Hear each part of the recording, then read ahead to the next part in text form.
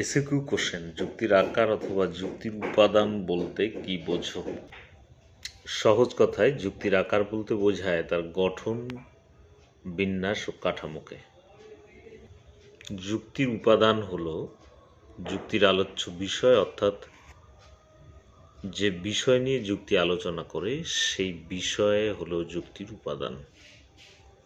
সকল মানুষ হয় মরণশীল, রাম হয় মানুষ, সুতরাং রাম হয় মরণশীল। এই উদাহরণটিতে বিষয়বস্তু হলো মানুষ, মরণশীলতা, তাই এখানে উপাদান হলো মানুষ ও মরণশীলতা। ২ নম্বর প্রশ্নটি, এরিস্টটলের মতে বিরোধিতা কত প্রকার? এরিস্টটলের মতে বিরোধিতা ২ প্রকার, এক হচ্ছে বিপরীত বিরোধিতা ও বিরুদ্ধ বিরোধিতা। পরের প্রশ্ন বলছে, অধীন বিপরীত বিরোধিতা ও বিপরীত বিরোধিতার মধ্যে পার্থক্য কী?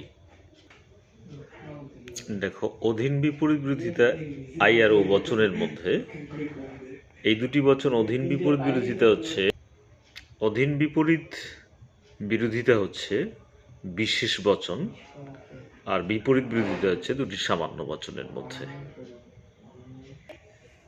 অথবা প্রশ্নটা, এ বচন সত্য হলে ই বচনের সত্যমূল্য কি হবে? দেখো, এখানে এ বচন সত্য হলে ই বচনের সত্যমূল্য হচ্ছে মিথ্যা। ৪ নম্বর প্রশ্ন, অমাধ্যম অনুমানে কটি আশ্রয় বাক্য থাকে?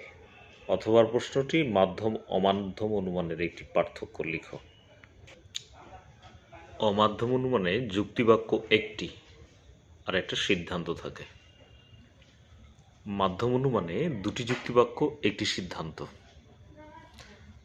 এটি হচ্ছে মাধ্যম অমাধ্যম অনুমানের মধ্যে পার্থক্য। অমাধ্যমে একটি যুক্তিবাক্য আর মাধ্যমে হচ্ছে দুটি যুক্তিবাক্য থাকে। কেমন? এমপি আকারের সাংকেতিক উদাহরণ, যদি পি তবে কিউ, পি সুতরাং কিউ, এটি সাংকেতিক উদাহরণ। ৬ নম্বর প্রশ্ন, বিসংবাদী অথবা বলতে কি বোঝায়? অথবা অনুস্বীকারজনিত দোষ কখন ঘটে? বিসংবাদী বা সবল বা বিরোধিতা বলতে বোঝায় দুটি বিকল্পের মধ্যে একটি বিকল্প সত্য, অন্য বিকল্প মিথ্যা। বিসংবাদী বিকল্পের উদাহরণ, নবকুমার দুষ্ট অথবা ভদ্র, নবকুমার দুষ্ট, নবকুমার ভদ্র নয়। যদি তুমি তেলে ভাজা খাও তবে অম্বলে ভুগবে, অম্বলে ভুগেছ, তেলে ভাজা খেয়েছ, এটি হচ্ছে অনুস্বীকার দোষের উদাহরণ। এখানে প্রশ্ন করেছে কখন অনুস্বীকার দোষ ঘটবে। দেখো, এখানে প্রধান আশ্রয় বাক্যের অনুকে অপ্রধান আশ্রয় বাক্যে স্বীকার করে পূর্বককে যখন সিদ্ধান্তকে স্বীকার করা হয়েছে তখন অনুস্বীকারজনিত দোষ ঘটবে। কেমন? ৭ নম্বর, পরিপূরক শ্রেণী কাকে বলে? উত্তর হচ্ছে, মূল শ্রেণীর বিরুদ্ধ শ্রেণীকে পরিপূরক শ্রেণী বলে। বুলিয়ে রূপ দাও, কোনো কোনো ভারতীয় নয় কবি। ও বচন, কোনো কোনো ভারতীয় নয় কবি, এটা হচ্ছে ও বচন, এই জন্য ও বচনের বুলি রূপ এসপি নট ইকুয়াল টু 0।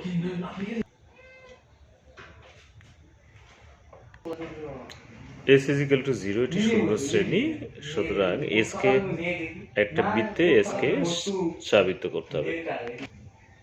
একটি সংযোগী বচন কখন সত্য হয়?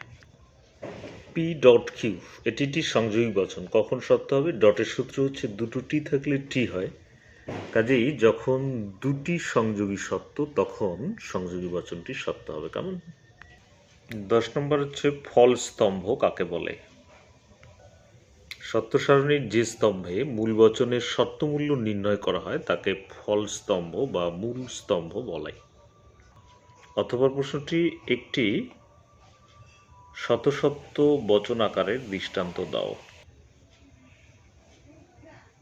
শতসত্য বাক্য সবসময়ই সত্য, প্রিভেল নট পি।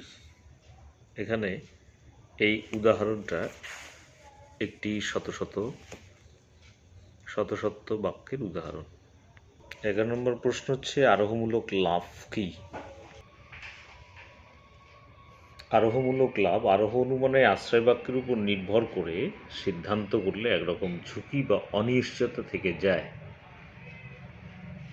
এই অনিশ্চয়তা বা ঝুঁকিকে তর্কবিজ্ঞানী বেন আরোহ সংক্রান্ত লাভ বা আরোহমূলক ঝুঁকি বলেছেন।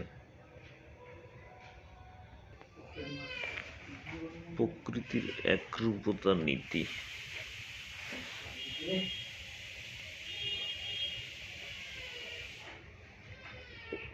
প্রকৃতি যে নীতি অনুসারে প্রকৃতি সম অবস্থায় সমরূপ কার্য সম্পন্ন করে সেই নীতিকে প্রকৃতির একরূপতা নীতি বলা হয়।